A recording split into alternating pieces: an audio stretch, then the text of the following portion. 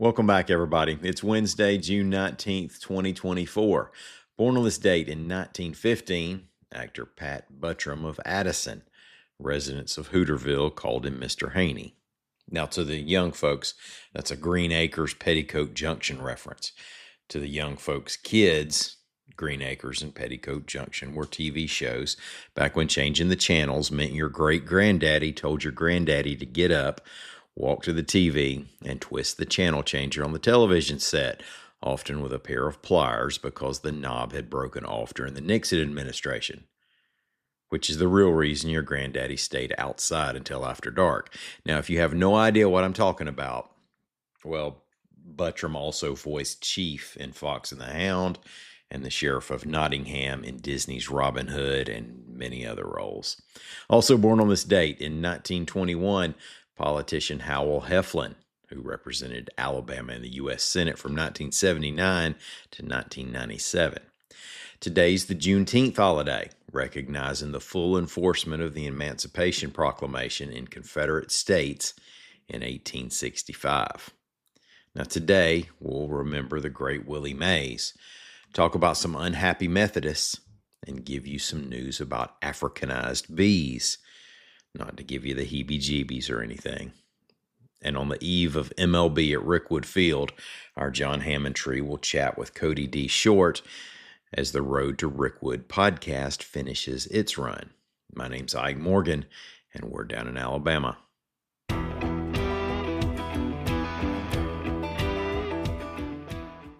Willie Mays, who was born in a Jefferson County mill town that doesn't exist anymore, played his first professional baseball game at Birmingham's Rickwood Field and went on to top many a baseball expert's list of the greatest players of all time.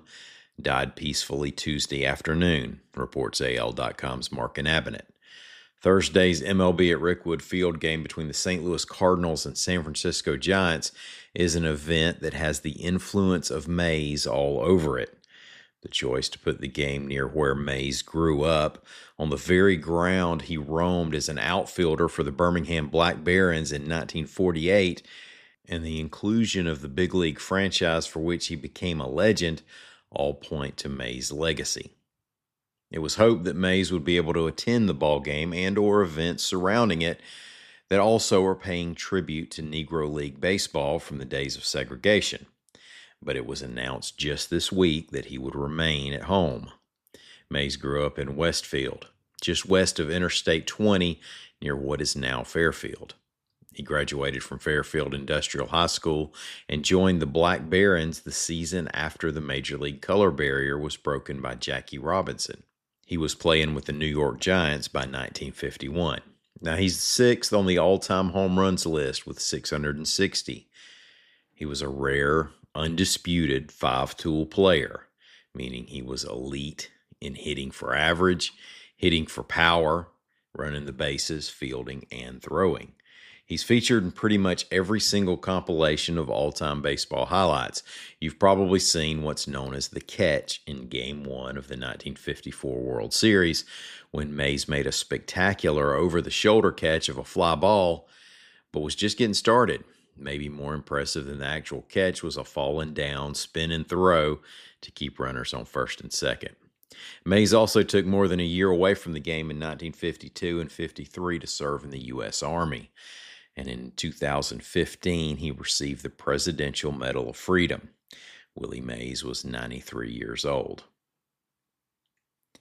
A year ago, after more than half of Alabama's United Methodist churches disaffiliated from the denomination, the Alabama West Florida Conference of the UMC made it more difficult for remaining churches to leave. And now some delegates from congregations that have voted to leave have been sounding their frustrations at the conference's annual meeting, reports AL.com's Greg Garrison. 44 churches sued the Alabama West Florida Conference, which includes roughly the southern half of Alabama, but they were told by the Alabama Supreme Court that this decision falls under the church and not the court system.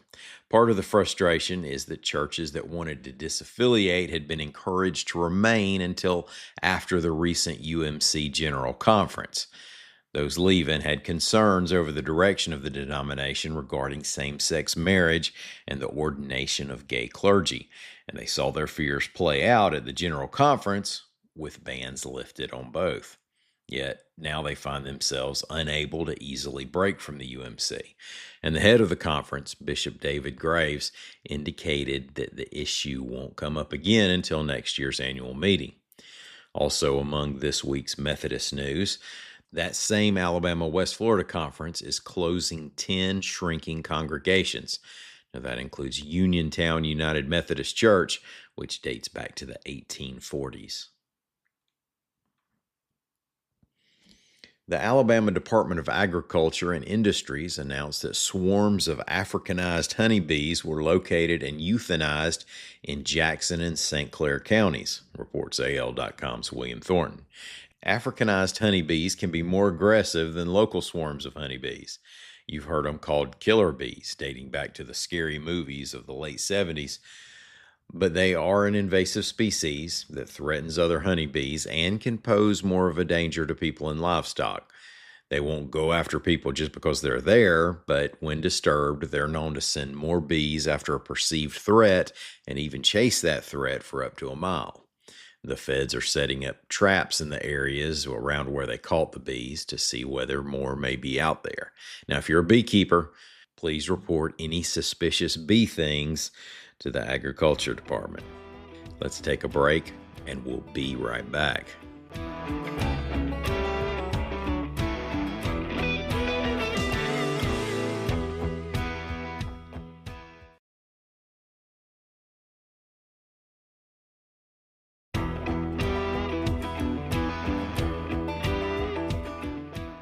Hey, thanks for staying with us. The MLB at Rickwood Field game is tomorrow, and it's billed as a tribute to Negro League baseball of the segregation era. John Hammondtree sat down with Cody D. Short so she can share some of her experiences working on the Road to Rickwood podcast and some of the stuff she's learned from her experience and education that the whole project is hoping to bring to baseball fans and local folks as well. Here's John and Cody. Okay, thanks, Ike. John Hammondtree here with Cody Short, who has been hard at work on the Road to Rickwood podcast with NPR and Major League Baseball. Cody, thanks for coming on to talk to us about it. Thanks for having me, Ike and John. So tell me what you've learned about Birmingham in this process. I know you grew up here. I know, you are a Birminghamian at heart and in home. So what have you learned about your hometown while working on this project with Roy Wood Jr. and the NPR team? Well, let me preface this by saying that I am by no means a baseball fan. So when I was approached to work on this podcast, I told them, I was like, I'd love to help work on this project, but I know nothing about baseball. And they said, that's perfect because we want somebody with very little baseball knowledge to help us make sure that we're telling a balanced story. So for me, I mean, there's just so many things that I learned about baseball and Rickwood in general that, I mean, I could go on and on, but I think a couple of things that stood out to me. One is just how many Negro Leaguers are based or were based in Birmingham and how many of them are still here and living even today. And so that was very surprising because I think a lot of people associate Alabama with football first, and we don't often talk about the rich baseball history that exists here. And I think a lot of that has to do with the fact that a lot of that history is based around the Negro Leagues. And what do we know about history? A lot of times Black people are erased from that. So, I felt a little embarrassed that there was so much of it that I didn't know. And then another thing that was very surprising to me is that, being from Birmingham, we learned so much about the civil rights history here. And we know about Bull Connor and what he did during the 50s and 60s in Birmingham. But to know that he started his career off as an announcer at baseball games at Rickwood Field and leveraged that into a political career, that blew my mind. I never knew that. And that was a shocker to me. Yeah. I mean, and I didn't realize, you talk about it in the first episode, Roy Wood Jr. talks about it, that once upon a time, people would just go to places and hear people essentially read off the stats as opposed to calling the game in person. It was just kind of fascinating to hear a lot of that early Birmingham history. We are lucky because today you have selected a few clips from your work on the show, from some of the interviews that you got to participate in. So, just walk us through these clips. One of my favorite interviews was with Michael Mays, Willie Mays' son. Okay. Well, let's play a few clips from that real quick. He is always praised, and my pride is in how people talk about his guidance and his generosity. Willie helped me. I wasn't even supposed to get help. The Willie gave my mother whatever it is, his guidance and his generosity. And I think that comes from here. It's the natural way that they came up looking out for one another is in the construct of his character. Mm. So presidents and palaces and all over the world to broaden your perspective, so he knows it all, but he also understands how it began. I like that clip because, again, I know nothing about baseball. Have I heard of Willie Mays? Yes. Did I know that he was from the Birmingham metro area, specifically Fairfield? No, I did not know that. And I did not know that he was still living. So that just shows you how ignorant I am to, baseball and its history. But to hear his son talk about his father being such a kind and generous person, it just reminds me so much of my family who is from here and who has been here for generations, and even friends and other people that I meet who are just from the area and how kind and generous they are. I think it just speaks to who we are as a people in Alabama. Yeah, my wife and I lived out in the Bay Area near San Francisco for a little while and went to a few games at AT&T Park there to see the Giants. And there's a statue of Willie Mays there. There's a Willie Mays pavilion, and it's neat. I was always proud to know that he was an Alabamian and was getting so celebrated out there. And so it's been very cool to hear Michael and hear more of the story. Let's hear another clip from Michael real quick. Yeah, you and I, we know what we got to do. We know we need more fields. We know we need more gear. We know we need more coaches. We understand what we need, but how do we connect and resource this? Because of all the amazing things, everybody says, how do you look at a place like this and you say a guy like that could come out of a place like this, all that resilience, you got to be wondering who's next. How do we help them get there? Yeah, that exact sentiment about Black kids and their relationship with baseball today and how it needs to be improved. We explore that very thing in the fourth and final episode in The Road to Rickwood. And I think that anytime that we're having a conversation about disparities and inequality to a degree, the question always is how. How do we fix it? What needs to be done? And I feel like those are very complicated questions. And I think that those are questions that you can ask when you're listening throughout this entire series. You hear people, the experts we talk to and the things that they present, and we're, going through the history of what took place in Birmingham and at Rickwood Field for, we cover about 100 years of history, a little more than that. The idea of how people overcame, how are we going to move past this, and hearing how it happened and how Rickwood played a role. It's just very interesting to hear. But, we're still asking how today too. And it's more so in the context of, okay, how can we bring equity into baseball amongst Black youth? Because we don't see Black boys playing baseball in the numbers like they used to. Mm-hmm. Why is that? So we explore that in episode 4. And that episode 4 is, the episode that you spent the most time writing and producing yourself. And, yes. For it to be the final episode and kind of the cap on all this is very exciting. Congrats. Thank you. I did not know the story of Bill Greason until, this podcast. And you've got a few clips of his that you want to share with us. But tell us a little bit about who Bill Greason is and what you learned about him. Yes, so Bill Greason was the second Black baseball player to integrate the St. Louis Cardinals, I believe. You may have to fact check me there. Okay. But he played alongside Jackie Robinson at one point, and he also is a World War II vet, and actually was at forgive me for maybe not pronouncing this correctly, but Iwo Jima during World War II. That's right. And was there during, the battles and everything. And, again, I don't know all the details of what exactly happened, but again,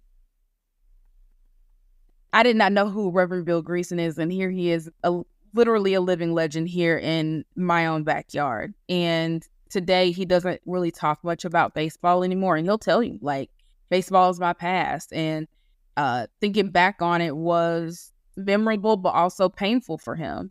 And today he serves as, well, I don't think he is actively preaching anymore, but he is the lead pastor at Bethel Baptist Church and has been in that role for several decades, and was once a member at 16th Street Baptist Church. And if you go to his church, his entire basement is just memorabilia of his days, both as a war vet and also as a Negro leaguer. And he turns 100 years old today. So, literally living legends in our own backyards. And I had no clue. So he was, I felt honored to have been able to talk to him and meet him, and to hear his story and hear his perspectives. Well, let's hear a clip from him real quick. Piper Davis saw me, and that was during the beginning of the week.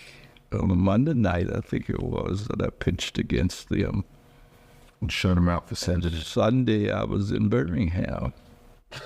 And what's going on? And of course, the salaries were... I was just glad to be a part of the Birmingham Black Barons. They had Oddie Wilson, Piper Davis, and later on, Willie Mays came in to be one of us. So you played so well against the Black Barons. The Black Barons was like, hey, you just got to put this uniform on and come to Birmingham. That's what happened. I pitched that Monday night against them in relief. And Saturday, I was in Birmingham. That is a funny one. Yeah. I love that story. Yeah, that's a great story. We talk about Piper Davis in the second episode, and he was one of the people who helped form the Birmingham Black Barons, and also was kind of and he also discovered Willie Mays. So definitely an architect in the Negro Leagues for sure. But also, just hearing the story just reminds me of how things used to be. It's no social media. It was just very organic. Like, Piper Davis basically scouted me out and saw me play. It was like, okay, you're going to come on my team and play baseball.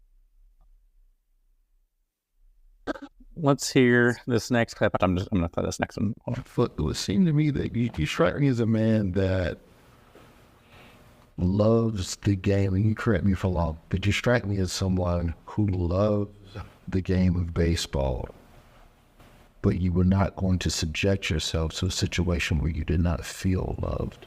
No, I don't love baseball no more. I like it, but I don't love it. Did you ever love it?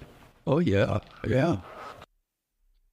So tell us a little bit about, his complicated feelings about, the recognition that the Negro League players are getting this week, that they've been getting, increasingly in Major League Baseball. I believe this is, the player that Roy Wood Jr. talked to you about last week when, y'all spoke in your interview when they asked, how they should recognize Negro Leaguers. He basically rubbed his fingers together like, money as the way to recognize Negro Leaguers. So tell me about this segment. Yeah, that's exactly what he did. I wasn't with the production team for every interview with the Negro Leaguers, but I was there for the one with Bill Greason. And he was one of the only ones I heard personally. I mean, we hear some more tape from other Negro Leaguers in the podcast, But he was the first person I heard in person say that basically he wasn't excited about this game. And it kind of shocked me to hear somebody be that blunt about it. He wasn't, beating around the bush at all. And he was very matter of fact of like, what's the point?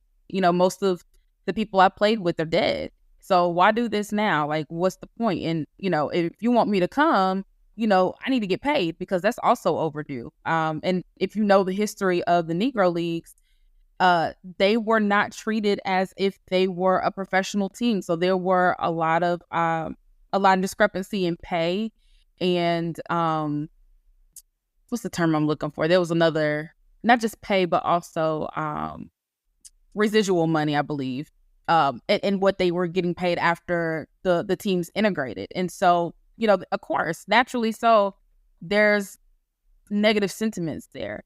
So I 100% understand his feeling of, it's nice and cute that you guys want to come to Birmingham and, say you want to honor us, but I'm not showing up. I'm almost 100 years old. I did what I had to do. And if you want me to come pay me.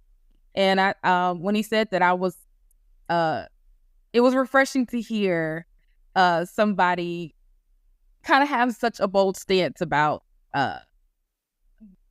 what is long overdue.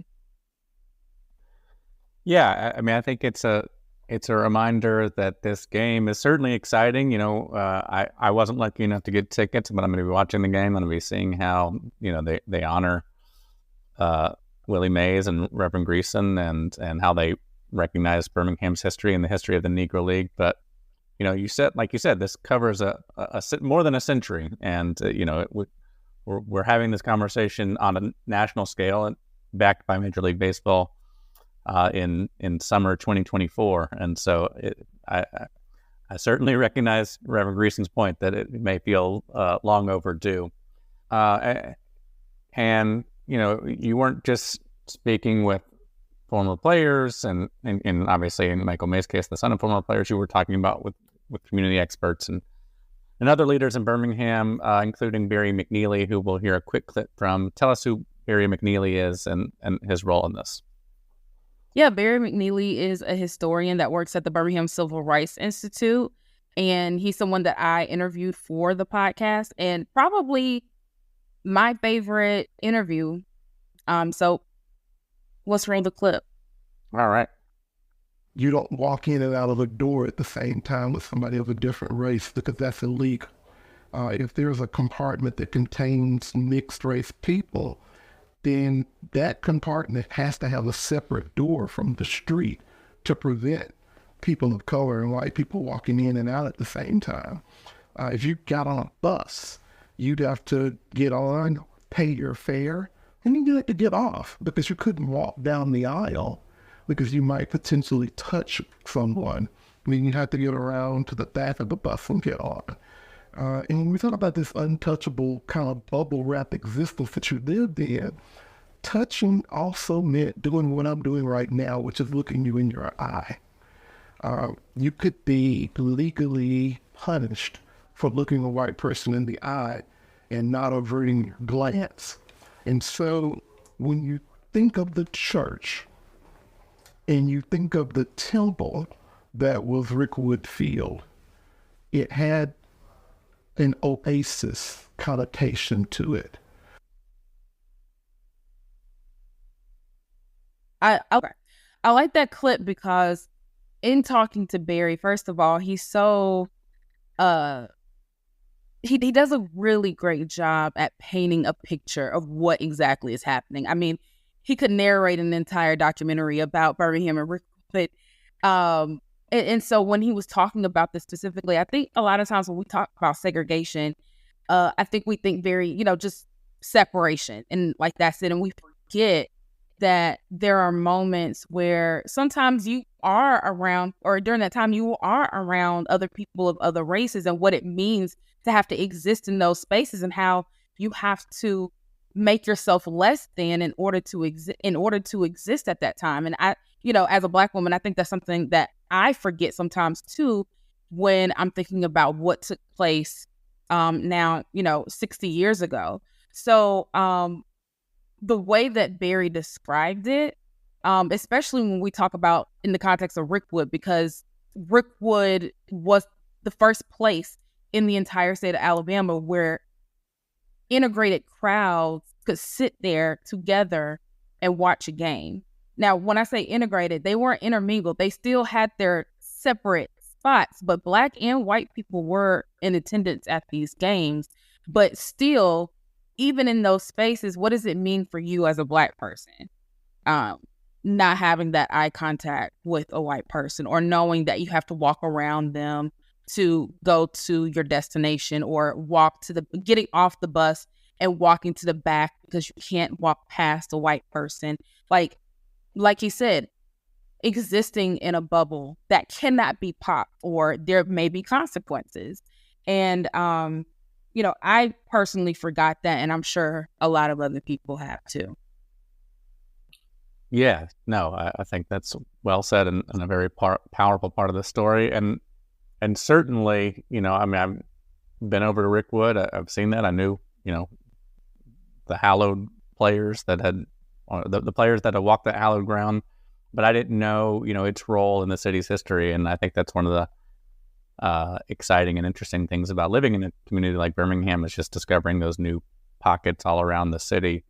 And I'm excited for, the rest of the world to get to learn more of that story this week with the game at Rickwood. And grateful to you for helping tell that story. So thank you, Cody. Those of you listening, we've got, go check out all 4 episodes of Road to Rickwood out now. We've also got lots of other assets, and we've got lots of other content related to the Rickwood Classic and the Negro League game here in Birmingham, the Major League Baseball game on AL.com, including a video interview with Reverend Bill Greason. So go check that out as well. And I'll toss it back over to you, Ike. Thanks. Well, thank y'all much. And thanks to everybody for listening. We'll be back here again tomorrow. Until then, y'all come on by and see us on the internet at AL.com.